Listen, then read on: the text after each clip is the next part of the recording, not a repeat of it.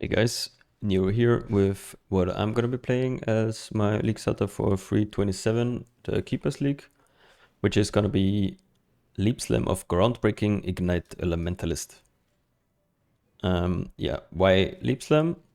Especially of Groundbreaking. Leap Slam has the highest damage effectiveness from any slam skill. It has scaling similar to a spell, I would say, with the damage effectiveness. Not quite, but it does get a lot higher per level.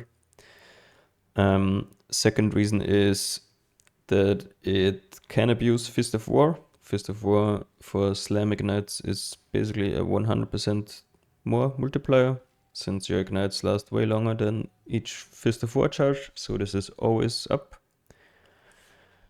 But of all tinctures, there is, sadly don't have one here on this character, there is a tincture that just gives you 100% increased ally damage, and then you can also roll up to, I think, 33% of dot multi on the tincture, which is very good for burst phases. Even with this reservation on the later setups, you can have the tincture up for roughly 10 seconds or so, which is plenty enough to get a good ignite rolling on bosses. Yes, if you don't like the jumping around playstyle, since you will be hopping around in a map, which I will show you in a second, you can also play Ice Crash. Ice Crash is just a little bit worse, but it's near the same, and the AoE, as you can see, is also very big, so both are viable. Personally, I'm gonna be playing Leap Slam, and maybe I'll swap Ice Crash in once in a while. So let's get started with an example map. This character is my practice character. I leveled to Act 9 with Firestorm, Ignite, which with the trees I have in the PoB. And at Act 9 I swapped after I got the sword, and after that I played Leap Slam. Disclaimer, with this build you will have to heist. The sword is drop level 64, so I think this will be quite late. So I think you will need to heist quite a bit on a caster setup for either this sword or an Aura Sacrifice, which is a little bit worse, like 20% worse, and you don't have block. So yeah, personally I will be heisting until I have this sword, which should take like half an hour to an hour. Shouldn't be too bad, but yeah, it's something I do on nearly every league start. Yeah, let's get into an example map. Gameplay basically is leap around, hit enemies. For more single target damage, you cast Battle Mage's Cry to trigger Exposure and Curses and Flame Surge. You have Guardian's Blessing with currently Wrath for more flat damage. If you correctly stagger your Flame Golems, the Guardian's Blessing is always up. I just reset them so it's not permanent. You actually have to press it. But normally you only have to press that once per gaming session or after they die a bit. Yes, that's basically the gameplay.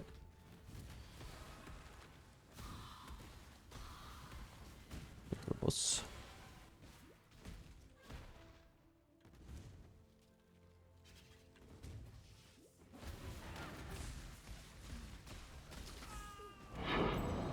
Yes, damage is fine. Okay, let's get into the PoB. Yes, in the PoB there are quite a few loadouts. You can make use of those. Yes, for leveling there are 2 leveling trees for normal lab, grabbing Ignite Chance and then just running Rolling Magma until you get, personally I played Firestorm, you can play Armor Brand, you can play any fire spell. Take Golems first while picking up Ignite Chance, and then on Cruel Lab you pick up the Ignite node, respec all of the Ignite Chance, and then cruise to, since basically to whatever you want. You can even play it at the start of maps, until you have the sword. Yes, for the Leap Slam respec, we're at roughly level 70, so after Merc Lab, however, you can do that quite a bit earlier as long as you have the available dexterity. For uniques you want for the Leap Slam respec, it's mostly just the sword, and you want the bronze life. That's basically mandatory. This chest compared to a rare chest is roughly 50% more damage, so very, very good to have and shouldn't be more than a chaos. basically useless chest for anyone else. Yeah, Rebuke of the Val, very good. Other options are an Aura Sacrifice. As you can see, 16% less DPS, but you also can't block with this, so it's quite a bit worse defensively. And then Story of the Val is the endgame weapon, but will be quite a bit more expensive, should cost around 40c I think on Leaguestarter, since it's a temple unique. Maybe you can farm that on your own even. Yes, other than that, I have the Primordial Chain also in all loadouts. Primordial Chain allows us to get all of the remaining golems that we don't have on the 4. We get the Stone Golem of Safeguarding.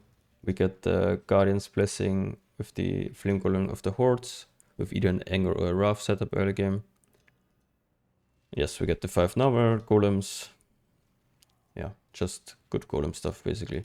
The chain itself is not actually that big of a DPS increase until you get Cluster Jewels, but I still think it's a valid option early, and I don't think it will be expensive since it's a T5 unique, I think. Yeah, the other really good thing, but that you actually don't need, but very good quality of life, is the Barracks Respite for Ignite Prolif. This is way better than using the gem. I have a comparison video in my last video between normal Ignite Prolif mapping and mapping with this ring on the character you just saw in the showcase. So highly recommend to get this very early. Personally, I'm not sure. I will look at the price and either stay in Heist until I can afford one, or just push the maps with the normal Ignite Prolif gem, should be alright as well.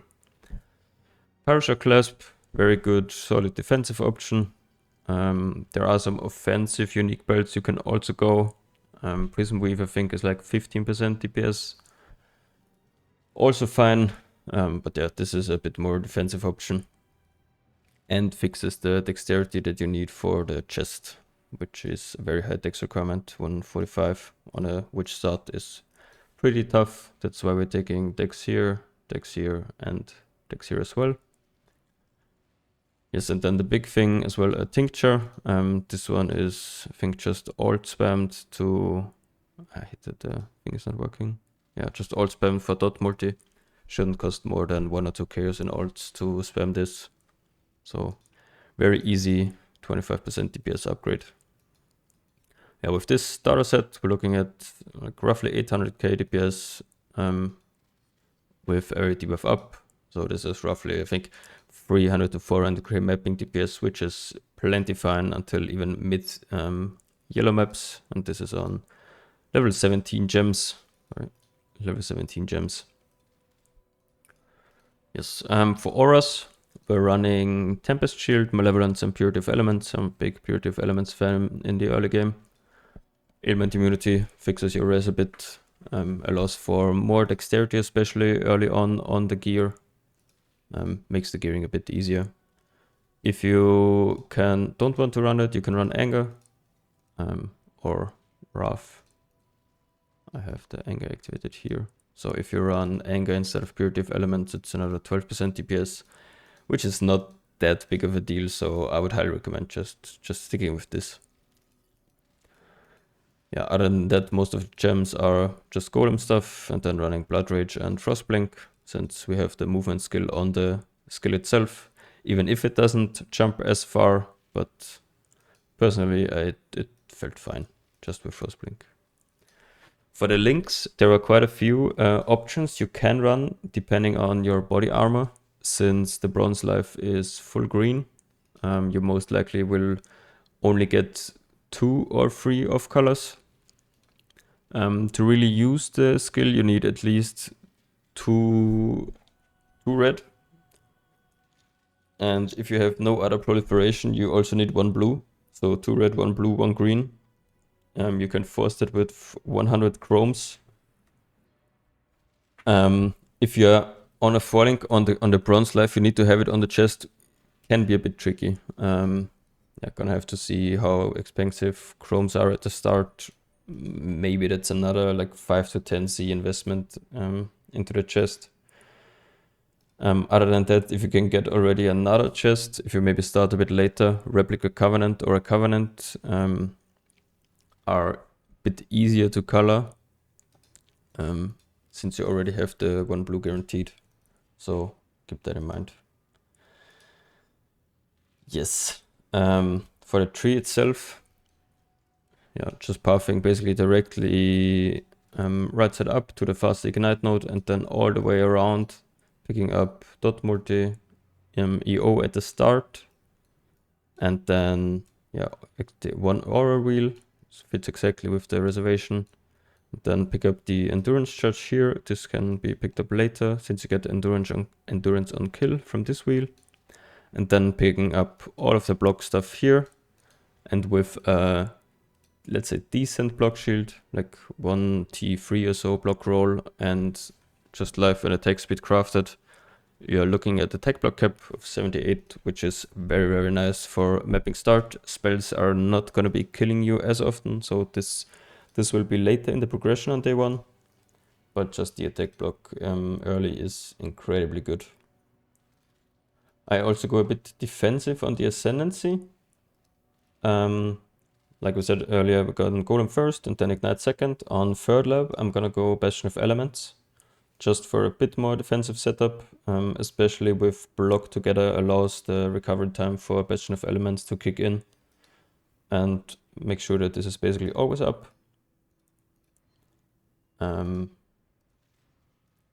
Yes, third lab, if we swap to the day 1 PoB, third lab is gonna be Shock, of course.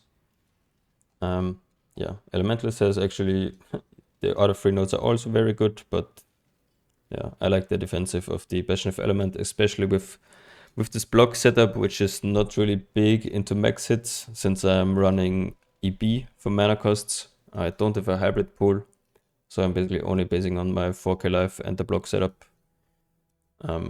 Yeah, so the Bastion of Elements is very good. I'm keeping this setup until the end game, so never swapping that. Yes, day 1. A few adaptations on day 1. I'm gonna be switching to Replica Covenant or Covenant, depending on what's cheaper. Covenant technically is a little bit better and it's easier on the EB mana cost pool. However, both are fine and doable. When we switch the chest, we also switch the sword to the Story of the Val.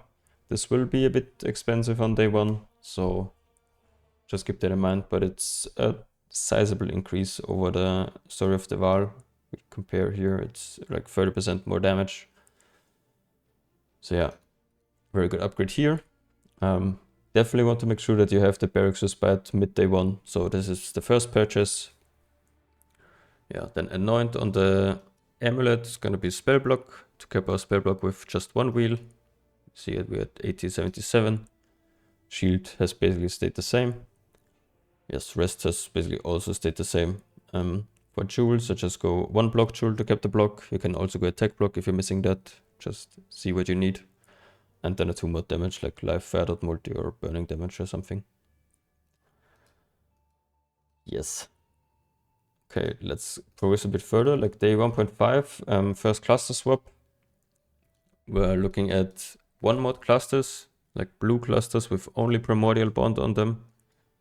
The base itself is going to be expensive, I think, for this. However, you can use... Oh, perfect, I didn't even spec it here. Nice. You can use 9 passives, I think, for this setup. But I would recommend just buying the 8 passive ones between item level 68 and 74, since you can use those to craft the better ones for day 3 then. Probably gonna cost around 1 divine, I would imagine, with all the people playing golems, so this is gonna be decently expensive.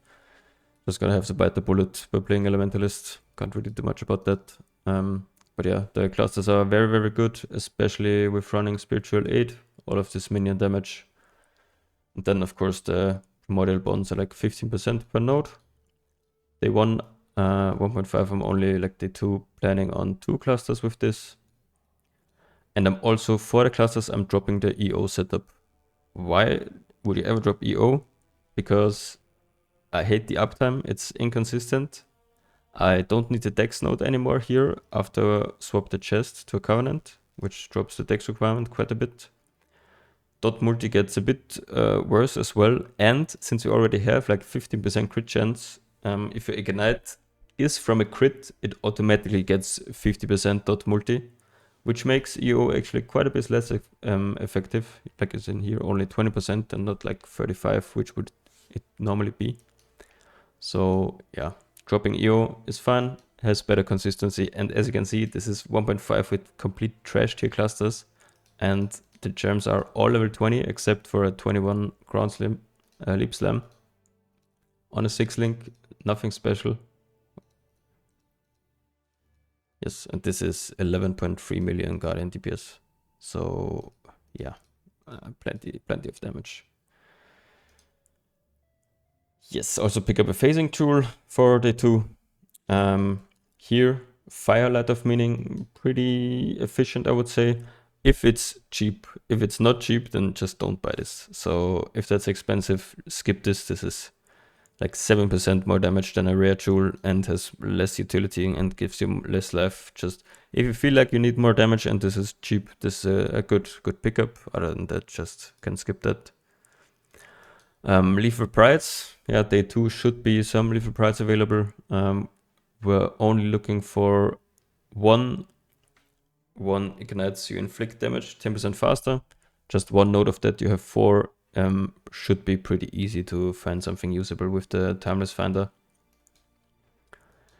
Yeah, shouldn't be a big issue. Okay, day 3. First day where we actually have some pretty big upgrades, I would say.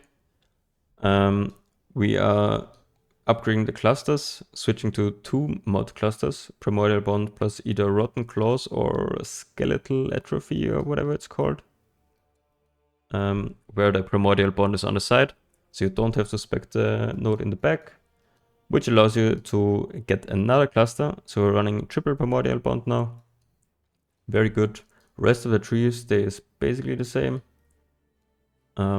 Yeah, we did drop the middle section here. We upgraded the gear a bit to fit the dex requirement without this node. Drop this, and yes. For the gear, this is where the next big investments are coming in on day 3. Dark Monarch, we're just gonna have to see how expensive this is. Double golems, of course, very strong, 30% DPS or so. Not actually too bad if you can't get this. However, with the triple cluster setup, all more golems is very good.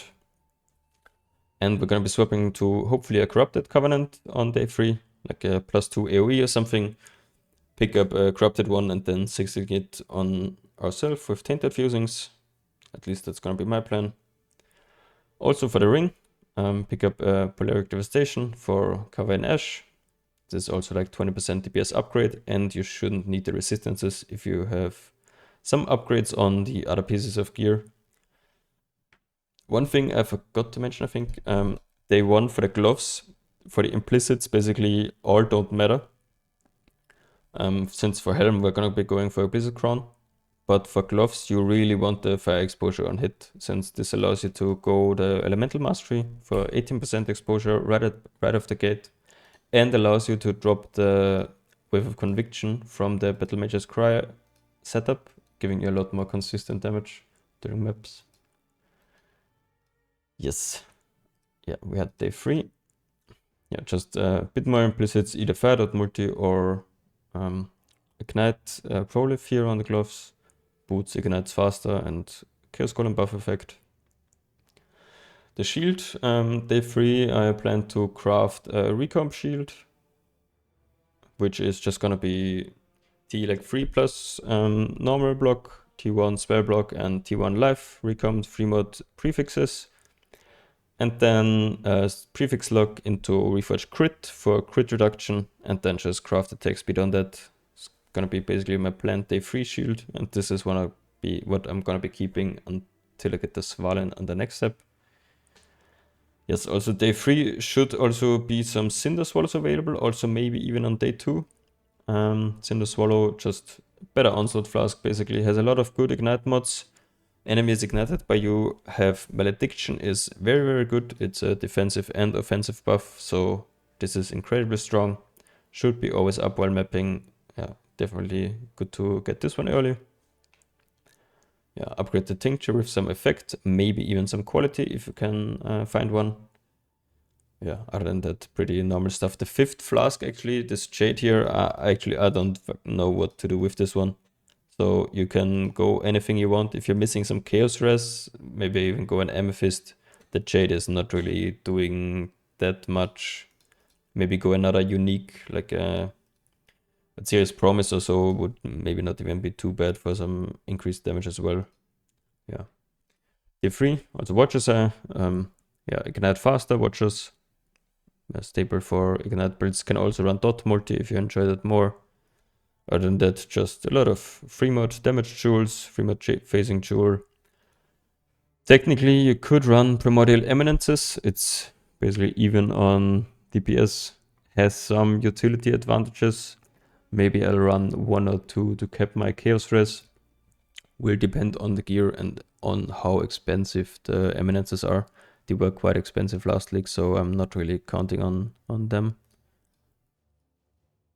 Yes. Then let's go to basically what I'm gonna be playing near the end game. Or like on after day 3, I'm gonna be farming for a Svalinn. After I get the Svalinn, I'm looking for an upgrade on my primordial chain with +1 curse. And then shuffling around a bit with the Anoint and with an Orief's End to drop the Barracks ring for a normal ring, and then just use Chain Explosions as Ignite Proliferation. Yeah, basically, and then use a Storm Shot and run Haste instead of Anger, or instead of Furtive Elements. So this is some choices you can make on your own then. But yeah, I really like this setup, and I really want to play with Svalinn. Never played with it until now, so that's gonna be my plan. I have a few eminences in here because I'm not chaos capped here, but this surely can be fixed with a bit different ring. This one is pretty flexible still. Yes, and then endgame. Endgame, of course, is actually same clusters, but going megalomaniacs. This is 6 megalomaniac setup. I have 2 single mods, 5 megalomaniacs, sorry. I have 2 single mods, and I have 1 dual mod with just a random life node and 2 dual mods with block nodes to cap the block. I'm sure you can find some other way to cap the block as well, but this was the best way I found. And then I'm also running a Forbidden Flash Flame pair for Heart of Destruction. Mostly for some AoE utility for the Oriefs for scaling, but you can run a lot of stuff here, to be honest. You can run Mastermind of Discord if you need more damage in general in maps. You can run Shape of Winter and then spec the cold nodes to get a bit more defensive. Maybe even get some occultist stuff, I don't know. But yeah. Yes, and this endgame setup, if we actually enable all of the things, this is on uber config. So this is uber.kept. So yeah, damage should be plenty. We're still on the sword with an Heist orb. We're on a +4 covenant in the end game, of course. Yeah, can see upgrades as you see fit. Even Mage Blood is definitely an option in the end game.